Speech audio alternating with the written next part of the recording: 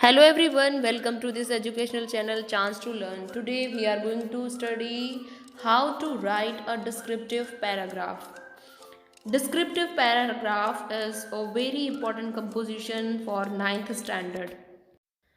Descriptive paragraph is a brief account of any person, place, event, situation, or process. It is a short piece of composition in the form of a paragraph. It is kind of paragraph that you will have to describe about any person, situation or place. कोई भी व्यक्ति को आपको जैसे describe करना है या फिर किसी प्लेस के बारे में लिखना है या कोई इवेंट जो आपके साथ हुआ है या आपने देखा है तो उसके बारे में आप लिखना चाहते हैं और ये एक पैराग्राफ मतलब एक शॉर्ट कंपोजिशन है। पैराग्राफ लिखने से पहले आपको एक बात ध्यान में रखनी है कि सबसे पहले क्वेश्चन को अच्छे से रीड करिए। उसके बाद में आपको क्या करना है, आपको ये तो समझ आ ही जाएगा कि हमें किसी पर्सन के बारे में लिखना है या फिर किसी इवेंट के बारे में लिखना है। उसके बाद में एक शॉर्ट हेडिंग प्रिपेयर करनी है या फिर जिसको कह सकते हैं short title to the paragraph. Before writing a paragraph you will have to keep this thing in your mind, give proper introduction of the topic. जिसके भी बारे में आप लिखने जा रहे हैं उसका पहले एक बेसिक इंट्रोडक्शन दीजिए। For example, if you have to write about any place, अगर हम जयपुर को ही लेते हैं, जयपुर के बारे में आपको लिखना है कि आप जयपुर घूम के आए थे तो जयपुर सिटी आपको कैसी लगी, कैसा आपका एक्सपीरियंस रहा। तो पहले आप जयपुर के बारे में लिखेंगे और उसके बाद में अपने एक्सपीरियंस के बारे में। जयपुर किस लिए फेमस है, कितना उसका एरिया है, क्या क्या चीज़ें वहाँ पर सबसे ज़्यादा बिकती हैं, तो इन चीज़ों को आप फोकस करोगे। उसके बाद में अपना एक्सपीरियंस लिखोगे। पैराग्राफ लिखते हुए एक और बात आपको ध्यान में रखनी है, be factual and to the point. क्योंकि पैराग्राफ एक शॉर्ट कंपोजिशन होता है तो उसमें आप जो इंपॉर्टेंट और मेन बातें होती हैं सिर्फ वही लिखें, क्योंकि अगर आप एक्स्ट्रा कुछ लिखते हैं तो हो सकता है आपको अच्छे नंबर ना मिले। तो जो भी सही बातें हैं, जो फैक्ट्स हैं, जो असली में उस सिटी के लिए फेमस हैं, पर्सन के लिए जो सही हैं, वही सब आपको लिखना है। Next point that you will have to remember before writing, all sentences must be correlated to give proper information। एक अच्छा पैराग्राफ लिखने से पहले आपको ये भी ध्यान रखना है कि जो आप सेंटेंसेस लिख रहे हैं एक के बाद एक, वो एक दूसरे से कनेक्टेड होने चाहिए। अब ये नहीं कि आप पहले सेंटेंस में कुछ और बात करो, सेकंड में जाके कुछ और, एकदम से आपने अपना टॉपिक ही चेंज कर दिया। So all sentences must be correlated, correlation उनमें होना चाहिए, कनेक्टिविटी होनी चाहिए। While you write a paragraph, you will have to keep one more thing in your mind, that avoid any kind of repetition in paragraph।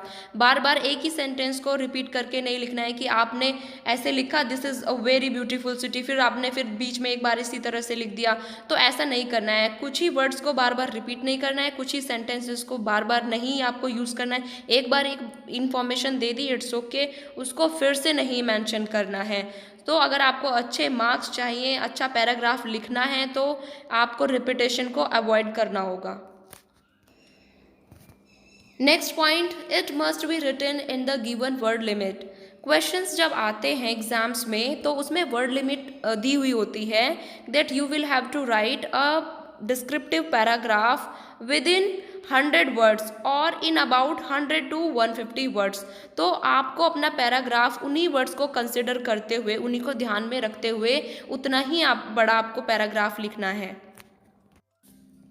Here one more thing can be useful for to you people while you write a paragraph. Use past and present tense to describe about the place, person, situation and process.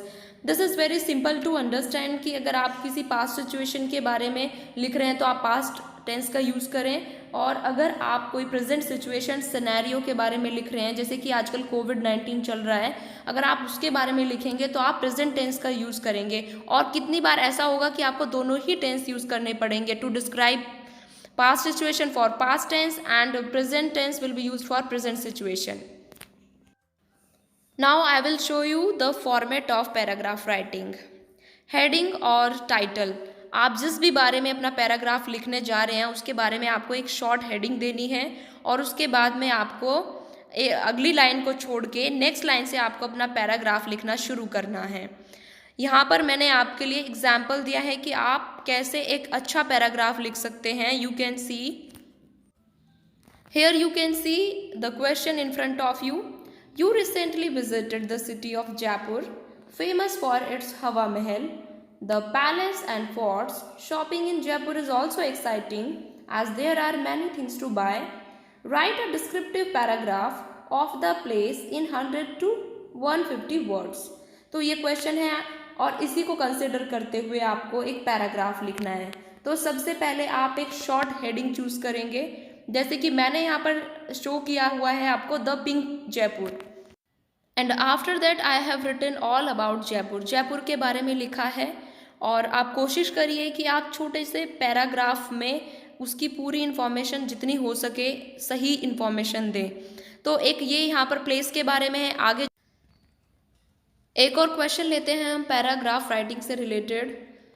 You recently participated in a robot making event in your school. Participants from as many as 30 schools in the city took part in the event. Write about the event in 100 to 150 words, describing how many robots were made and who was awarded the best prize.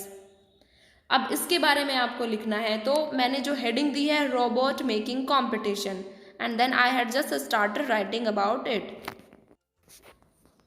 Let's take one more question that can be also helpful for you people. Write a descriptive paragraph on the famous Indian scientist Sir C.V. Raman in 100 to 150 words on the basis of the following inputs. कितनी बार आपको ऐसा भी हो सकता है कि question के साथ आपको कुछ पॉइंट्स मिले जो आपको हेल्प करेंगे आपको पैराग्राफ राइटिंग लिखने में। तो ऐसा भी होता है कि वर्बल और नॉन वर्बल क्यूज आपको मिले, and that can be also helpful for you people. Now at the end of this video you will have to write a paragraph about your trip, my trip to Shimla. You will have to describe about Shimla and your experience. I hope that this video will help you to understand how to write a good descriptive paragraph.